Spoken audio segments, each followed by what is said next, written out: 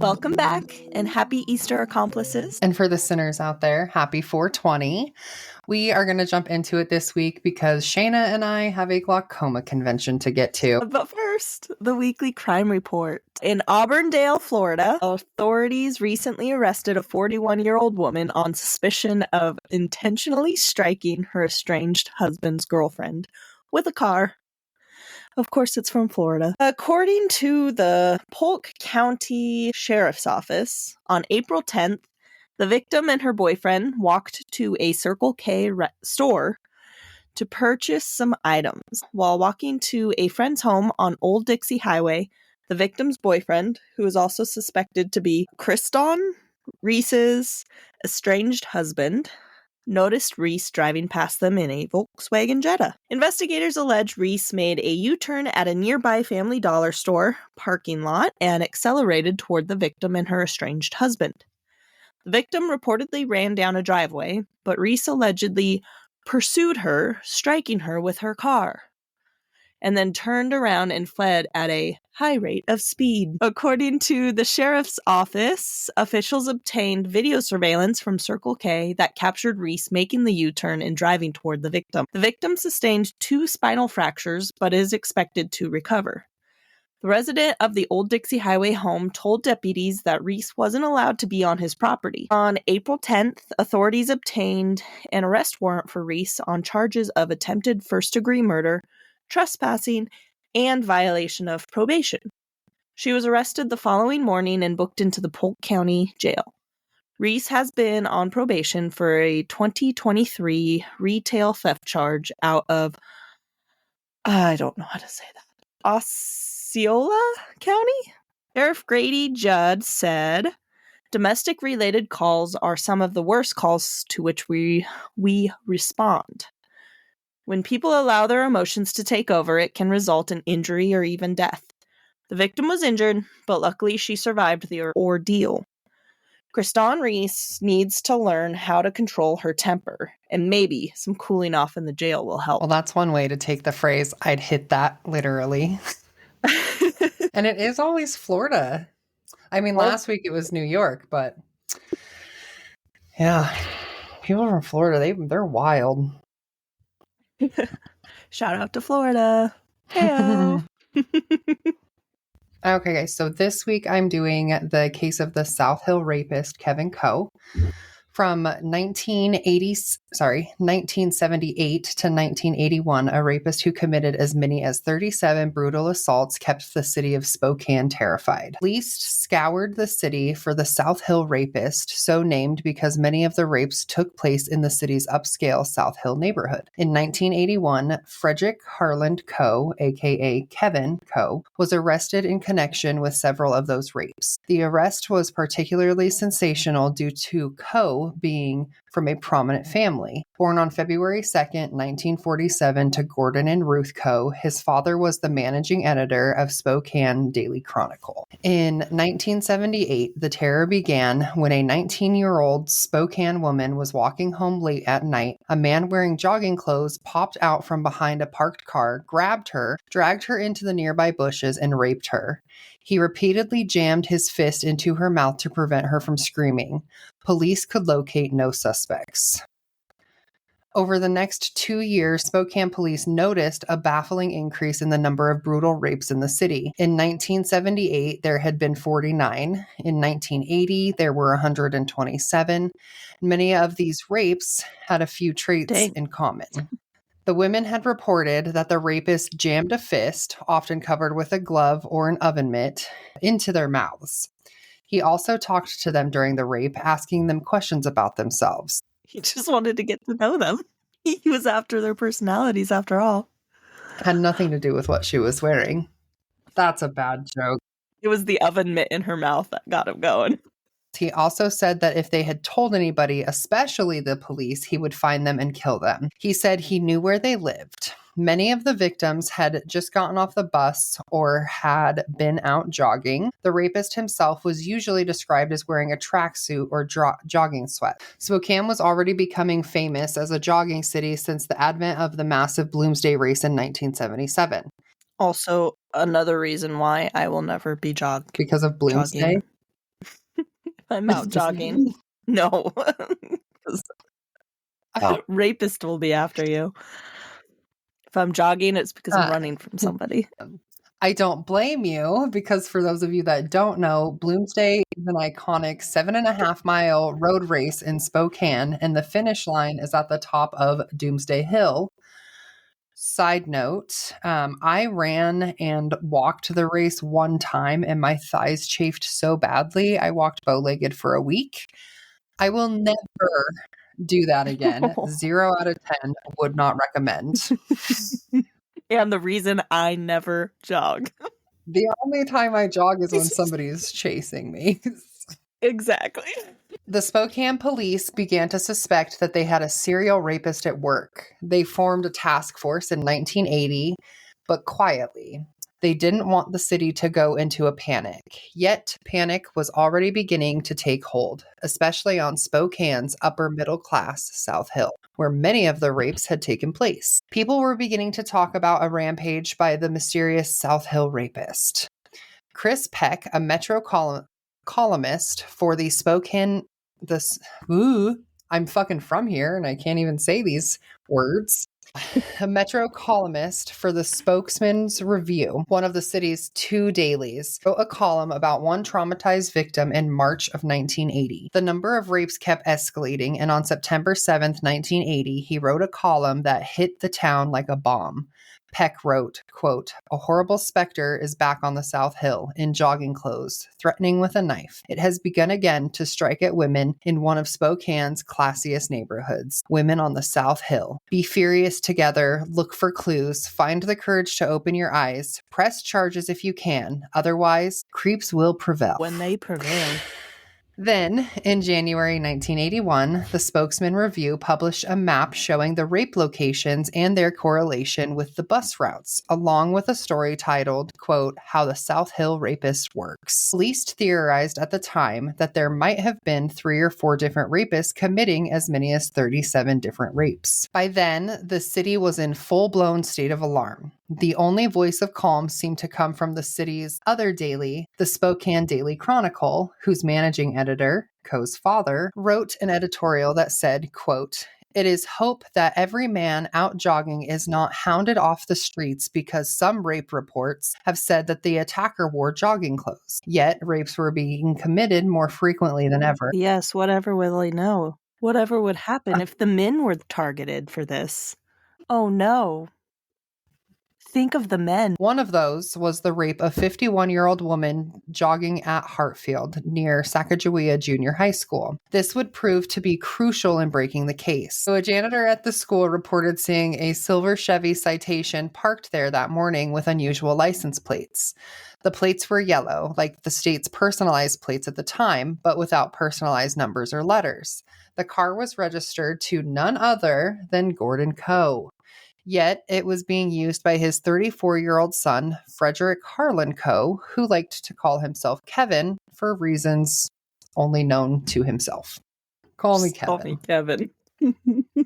On February 25th, 1981, police began watching Kevin Coe, who was working with a conspicuous lack of success as a real estate agent. They discovered that his car had yellow cellophane over regular license plates. Police then showed a picture of Coe to the Hartfield victim, who immediately said, "That's him." It was the break Spokane police were waiting for, yet they didn't feel they had enough solid evidence to make an arrest. Police and prosecutors decided to try and nab him in the act, so they put him under surveillance. They discovered he often cruised high drive on the South Hill where several rapes had occurred, and he often followed bus routes.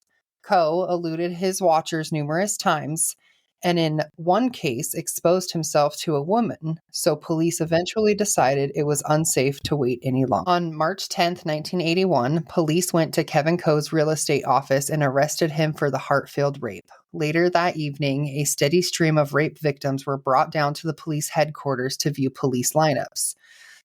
Several of them picked Coe out of the group. The arrest caused a sensation in Spokane, including, of course, at the Chronicle. Gordon Coe was soon forced to take a leave of absence. He would formally retire in October of 1981. Reporters for the Spokesman Review soon dug up details about Kevin Coe's life, and the picture that emerged was bizarre. He fancied himself as a radio DJ, news editor, and media man, a champion boxer, and an author. So, jack of many trades. He gave himself the title of a champion boxer. And I identify as a potato. His magnum opus was a self-published book titled Sex in the White House, with the subtitle, because after all, politics is dirty business, and business is spelled B-I-Z-N-E-S-S. So keep it classy. It was written by, in Kevin's own words, quote, one of our country's great new satirists.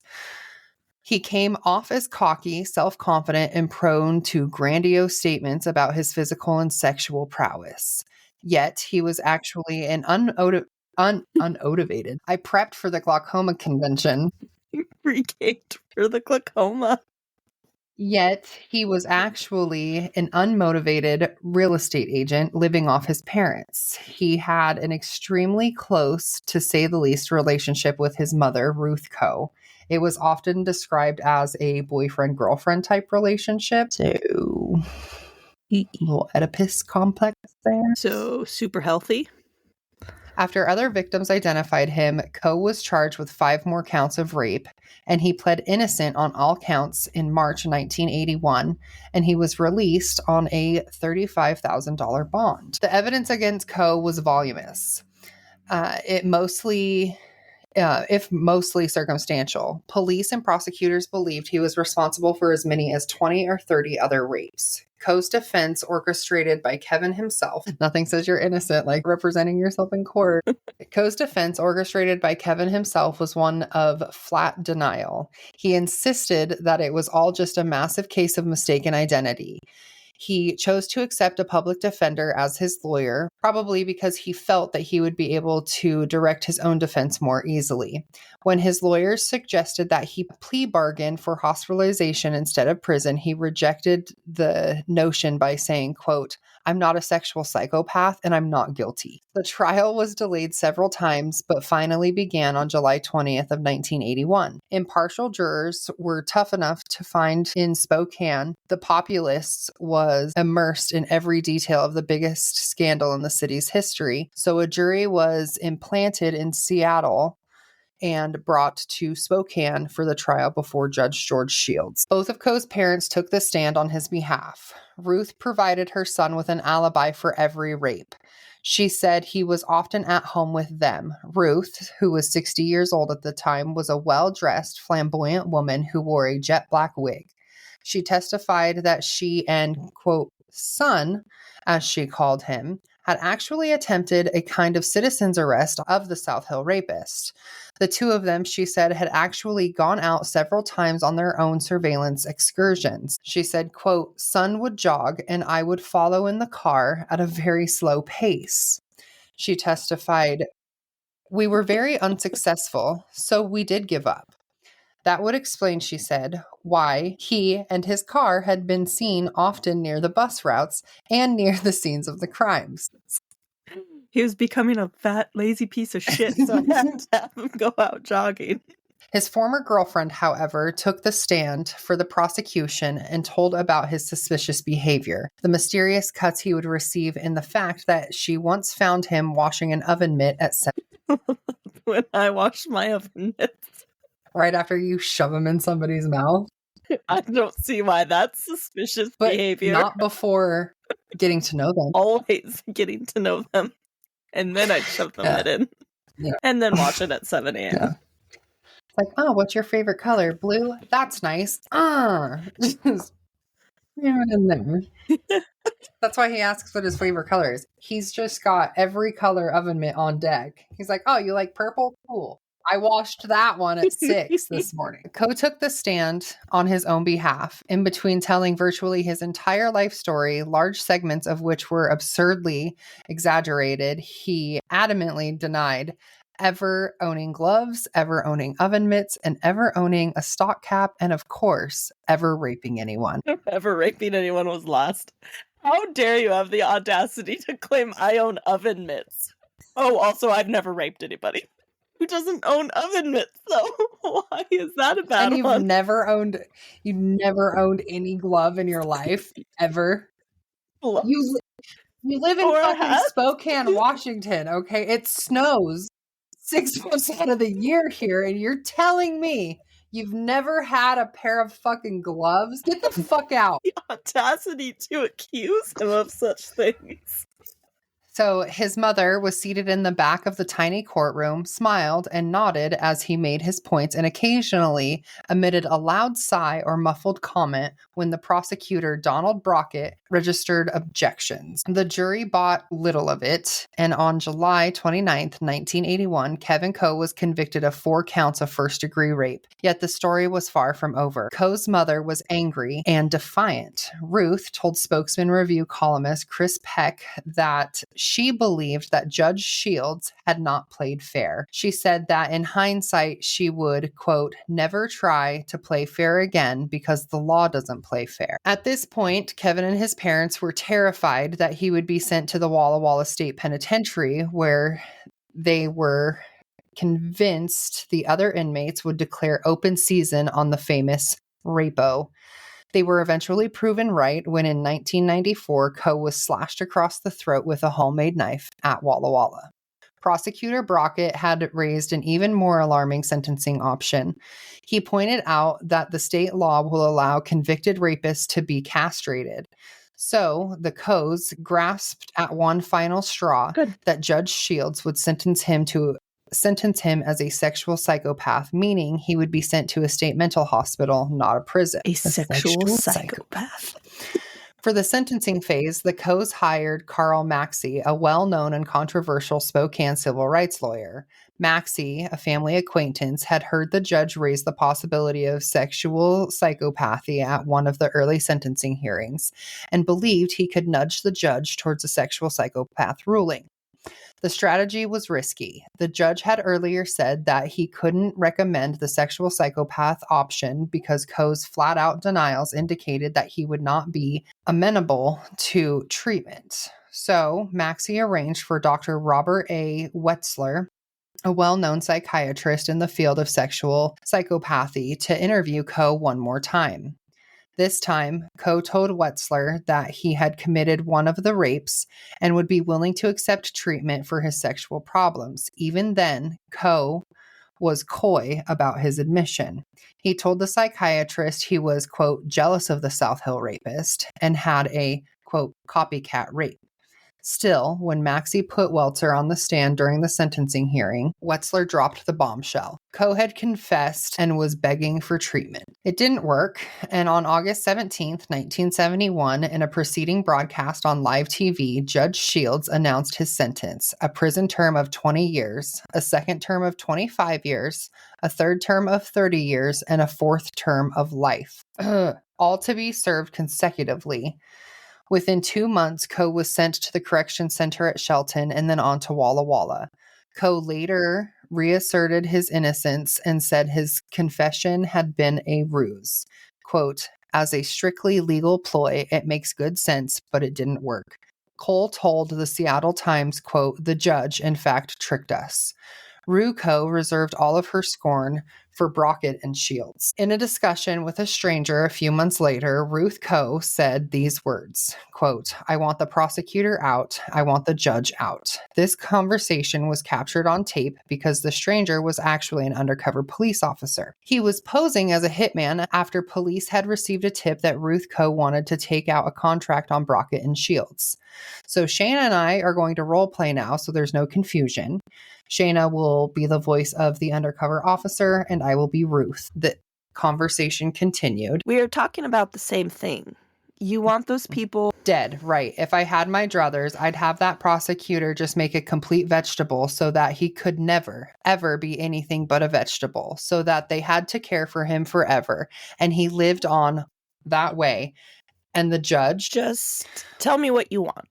And that judge, I'd like him gone, dead. And I'd like both of them dead, really, except that with Brockett, I felt that he's a man about 46 or 47, and he's been so filthy, and my feelings for him, that I would love to see him as an adulterated vegetable that had to be cared for, that his family had to take care of for the rest of his life.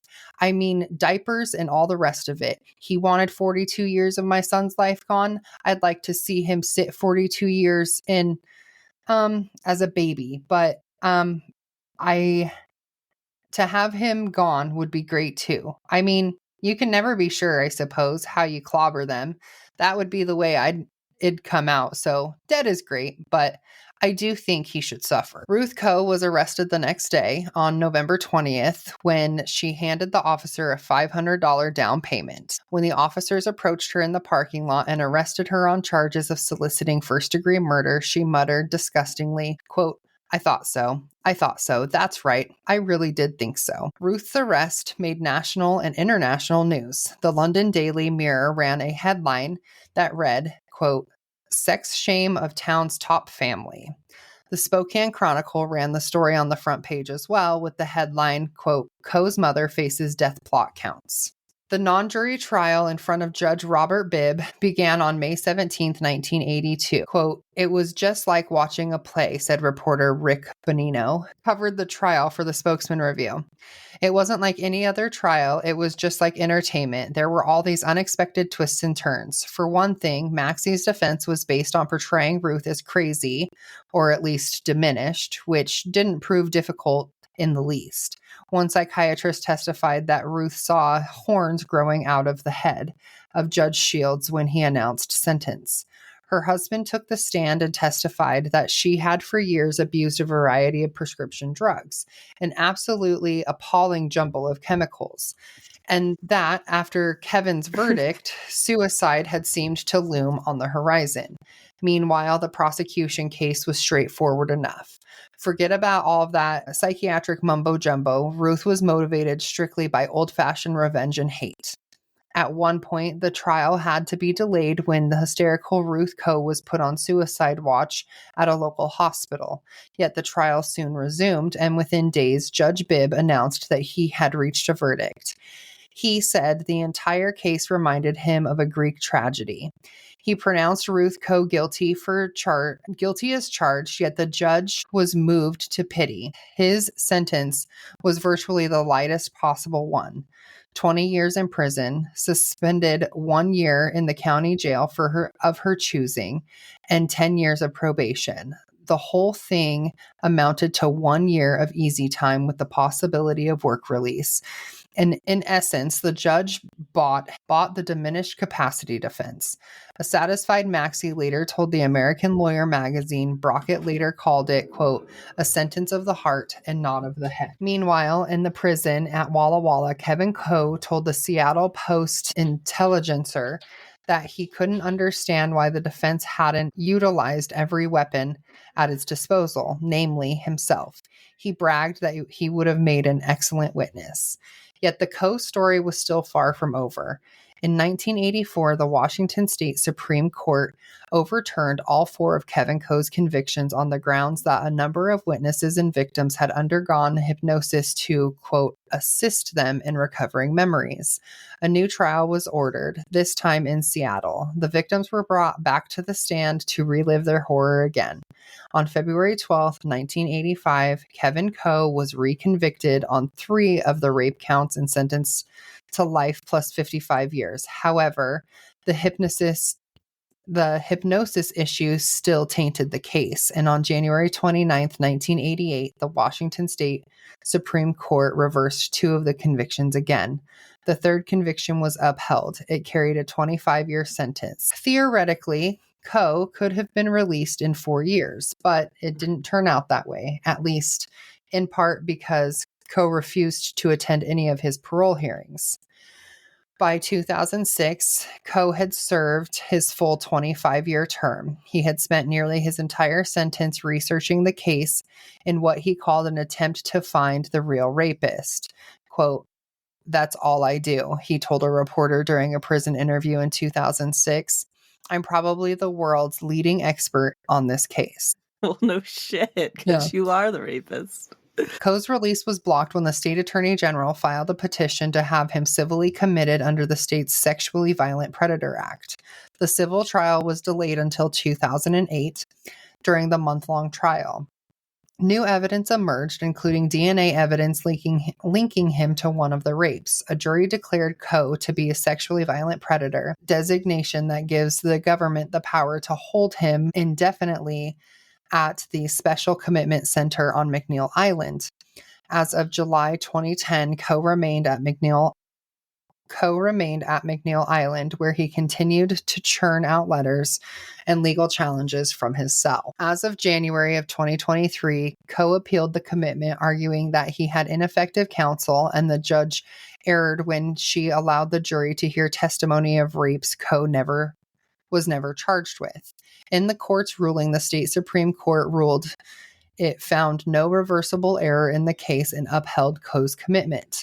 The ruling does not mean Coe will be locked up for life. However, he can still petition to be released from the Special Commitment Center, but will have to show he's no longer a threat to the community, which will be hard to prove since he still denies he committed the rapes and continues to refuse any treatment at McNeil Island. So I have a little fun fact of Kevin Coe's rape victims. Shelley Monahan was one of the many that he had sexually assaulted. So for those of you that don't know, Shelley Monahan was a news anchor for our local KHQ News in Spokane. Also, probably not that much of a fun fact for Shelley. Sorry, Shelley. Fuck, we're going to get canceled now. Well, that was a fun one. And we learned that you don't run because of Bloomsday. Yeah, I don't jog because of Bloomsday. No reason. Yeah. Other than that, just because of Bloomsday. I will never jog. That's all we have for you this time around. Come back next week for another dose of crime. If you want to get at us, you can hit us up on Facebook, Instagram, and by emailing thickthighsmurdervibes@gmail.com. Until next week, bye. Bye. Happy Easter. Happy 420. Glaucoma. Yeah, we gotta go. We're gonna be late.